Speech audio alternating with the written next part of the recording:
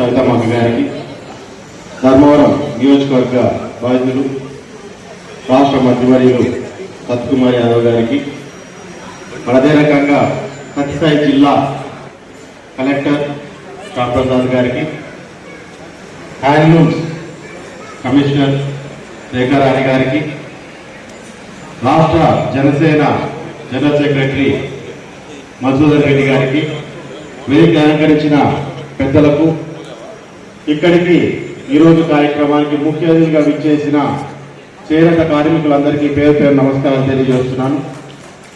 ఈరోజు చాలా ఆనందంగా ఉంది. ఒక మంచి కార్యక్రమం. ఎన్నో ఏళ్లగా ధర్మవరంలో చేనేత కార్మికులందరూ ఎదురు చూసిన కళ ఈరోజు నిజమైంది. చేనేత క్లస్టర్ని మన ధర్మవరానికి సాధించుకోవడంలో సవితమ్మ గారు కావచ్చు, అందులోనూ మన మంత్రివర్యులు సత్యకుమార్ గారు కావచ్చు, పూర్తి స్థాయి కృషి చేసి దాన్ని తీసుకురావడం జరిగింది. అందులో ముఖ్యంగా సత్యకుమార్ యాదవ్ గారికి కూడా మనం పూర్తి స్థాయిలో ఇందులో కృతజ్ఞతలుగా ఉండాల్సిన అవసరం ఉంది. ఎందుకంటే వచ్చిన రోజు నుంచి ఎట్టి పరిస్థితుల్లో ఇక్కడున్న చేనేత పరిశ్రమలు కానీ చేనేత కార్మికులు కానీ ఏ రకంగా కాపాడుకుంటూ ముందుకెళ్లాలి అనే దాని మీద ఆయన పూర్తి స్థాయిలో దృష్టి సాధించి అనేక విధాలుగా దీన్ని ఆలోచన చేసి ఒక చేనేత క్లస్టర్ని తీసుకొచ్చినట్లయితే ఇక్కడున్న చేనేత కార్మికులకు ఈ రోజు ప్రస్తుతానికే కాకుండా రాబోయే తరానికి కూడా ఉపయోగపడాలంటే ఇటువంటి చేనేత క్లస్టర్ రావాలి అని చెప్పి ఆయన కృషితో కూడా దీన్ని తీసుకురావడం జరిగింది. అందులో భాగంగా ఈరోజు చేనేత క్లస్టర్ అంటే ఏంటి అనేది ఇంతవరకు ఆఫీసర్లు కానీ ఇంతవరకు మాట్లాడి అందరూ కూడా చెప్పడం జరిగింది. అందులో ఈ రోజు మనం ఎవరైతే చేనేత కార్మికులు ఉన్నామో ఒక మనకే కాదు, ఈరోజు చాలా చోట్ల మనం వింటున్నాం, గ్రామాల్లో లేకపోతే ఇద్దరికి పిల్లల్ని అంటారు, ఒకటి రైతు పని చేసేవాడికి, రెండు చేనేత పని చేసేవాడికి. వాస్తవంగా ఆ మాట విన్నప్పుడు చాలా బాధ వేస్తుంది. అంటే ఆధునికంగా మనం ముందుకు పోలేకపోతున్నాం కాబట్టి ఇది పరిస్థితి వస్తుందేమో అనుకుంటాం. వాస్తవంగా చెప్పాలంటే చిన్న చిన్న బిజినెస్లు ఎట్లయితే చేసుకోవడానికి ఈరోజు ఒక రైతుకి ఒక చేనేత కార్మికులకి పెద్ద తేడా లేదు. కానీ ఉన్న పరిస్థితుల్లో చేనేత పని అంటే చాలా కష్టమైన పని అని ఒక అపోహపడింది. ఏ పనినైనా సులువు చేసుకుంటూ దాన్ని ఉన్న టెక్నాలజీని పూర్తి స్థాయిలో మనం చేసే పనిలో మార్చుకుంటూ మనం ఉపయోగపెట్టుకుంటూ మనం ముందుకెళ్లాల్సిన అవసరం ఉంటుంది.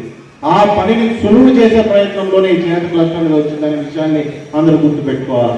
ఇందులో డిజైనింగ్ కి ఈరోజు కొత్త పిల్లలు కంప్యూటర్లో ఎవరైనా సరే డిజైనింగ్ నేర్చుకోవాలనే ఆలోచన ఉన్న వాళ్ళకు కూడా బ్రహ్మాండంగా ఈ చేనేత క్లస్టర్లో వారందరికీ కూడా ఈ డిజైనింగ్ అనే దాన్ని ఏ రకంగా చేయాలి, ఎట్లా చేయాలనే దాన్ని నేర్పించడమే కాకుండా కొత్త కొత్త డిజైన్లు ఏమొస్తున్నాయని ఎప్పటికప్పుడు అప్డేట్ లో పెట్టడానికి కూడా పూర్తి స్థాయిలో ఈ చేనేత క్లస్టర్ ఉపయోగపడుతుంది. మరి దాంతో పాటు ఈరోజు రంగుల అధ్యయనం కూడా మనం చూస్తున్నాం.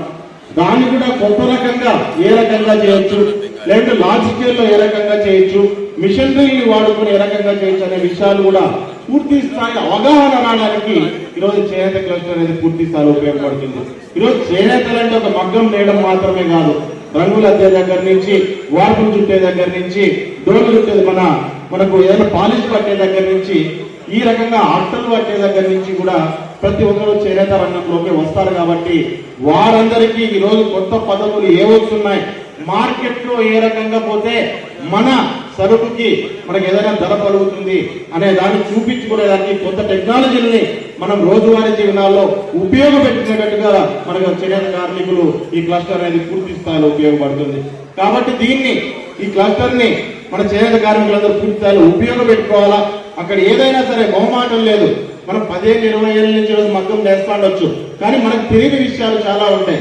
ఏ వ్యక్తి అయినా సరే చిన్న 10 ఏళ్ల పిల్లోడి నుంచి 70 ఏళ్ల పండు ముసలి వరకు కూడా ప్రతిరోజు నేర్చుకుంటే మన రంగంలో కూడా మనం నేర్చుకునేవి చాలా ఉంటాయి. కాబట్టి దాంట్లో ఎటువంటి నామోషీలు పెట్టుకోకుండా ప్రతి ఒక్కరు దీన్ని ఉపయోగపెట్టుకోవాలి. అక్కడ ఇచ్చే ట్రైనింగ్ ని ఉపయోగపెట్టుకోవాలి. అక్కడ కొత్త విషయాలు తెలుస్తుంటాయి, ఆ విషయాన్ని తెలుసుకొని మనం ఇంప్లిమెంట్ చేసి మన బిజినెస్ ని ముందుకు నడిపించాల్సిన అవసరం ఉంటుంది, నడిపించుకోవాల్సిన అవసరం ఉంటుంది. ఆ బాధ్యత మనం అంతా కూడా మనము ఉపయోగపెట్టుకోవాలని చెప్పి మీకు అందరికీ నేను తెలియజేస్తున్నా. మరి దాంతో పాటు చేనేత కార్మికులు ఈరోజు కొత్తగా వాస్తవంగా చెప్పాలంటే రిటైల్ కూడా బాగా పెరుగుతాను ధర్మవరంలో. గతంలో హోల్సేల్ మీదనే మేజర్ గా పోతాండి. ఏడన్నా పోవాలంటే 100 చీరలు 200 చీరలు అనే వాళ్ళు మనకు వస్తాండి. కానీ ఈ రోజు కంచికి ఏ రకంగా పోతున్నారో ఈరోజు ధర్మవరానికి కూడా అదే రకంగా పెళ్లిళ్ళు జరుగుతున్నాయంటే ధర్మవరానికి చాలా మంది వచ్చి పెళ్లిళ్ళ షాపింగ్ చేసుకొని పోయే వాళ్ళు కూడా చాలా మంది పెరుగుతున్నారు. ఇక్కడ దానికి కూడా మనకు క్లస్టర్ అనేది ఉపయోగపడుతుంది. షాపింగ్ ఇవన్నీ ఉంటాయి కాబట్టి. అండ్ రెండోది తెలుసుకోవడమే కాదు, వాస్తవంగా చెప్పాలంటే టూరిజం కూడా పెరిగే అవకాశం ఉంది. ఎట్లా ఈరోజు చేనేత మనం అక్కడికి వెళ్తే ఇప్పుడు ఒక మగ్గం ఎవరైనా కొత్త వ్యక్తి ఈరోజు ధర్మానంలో శ్రీరామారావు ఒక మగ్గం మీద వెళ్ళిపోవాలంటే పక్కన 10 నిమిషాలు వెళ్ళిపోతాడు.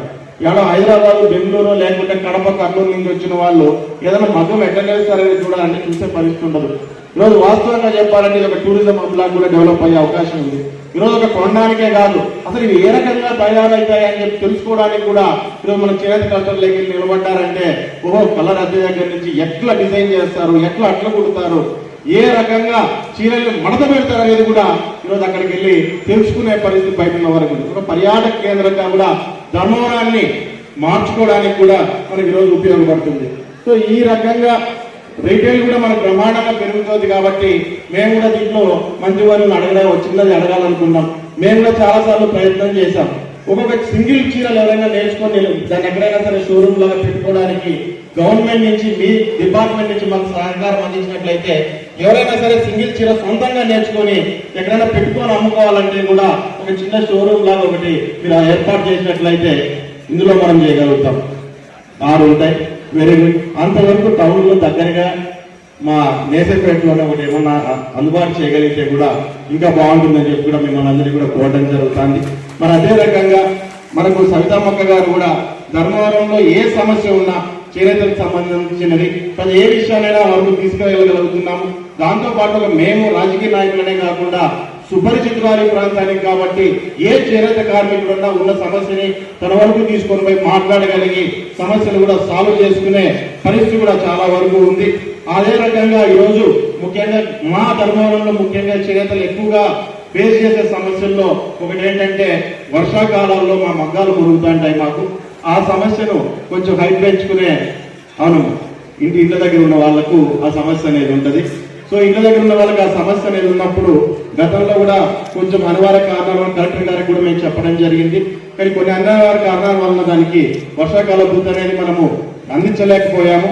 తర్వాత నెక్స్ట్ వచ్చేదానికి కూడా ఖచ్చితంగా కలెక్టర్ గారు కూడా పూర్తి స్థాయిలో దీని మీద ఉండి ముందుకు నడుపుతా అని చెప్పి కూడా కలెక్టర్ గారు కూడా మనకు మాట ఇవ్వడం జరిగింది. మరి అదే రకంగా ఇంతవరకు చెప్పినట్టుగా 14 నుంచి 19 మధ్యలో ఎవరైతే చేనేత కార్మికులు అనేకమైన ఇబ్బందులకు గురయ్యి ఎవరైతే ఆత్మహత్యలు చేసుకున్నారో రాజకీయ ప్రలోభాల వల్ల వారందరికీ కూడా ఎటువంటి డబ్బులు అందకోకుండా కూడా ఆ రోజు ఆపడం జరిగింది. కాబట్టి వారందరికీ కూడా ఎవరైనా న్యాయం చేసే అవకాశాన్ని మీరు కూడా కల్పించాలని, ఇంకా ఏమన్నా పాసిబిలిటీ ఉంది ఈ రకంగా ఎవరైతే చేనేత కార్మికులు ఎవరైతే ఉంటూ ఇంట్లో ప్రాణాలు కోల్పోయి స్టిల్ చేనేత వృత్తి మీద ఎవరైతే నిలబడి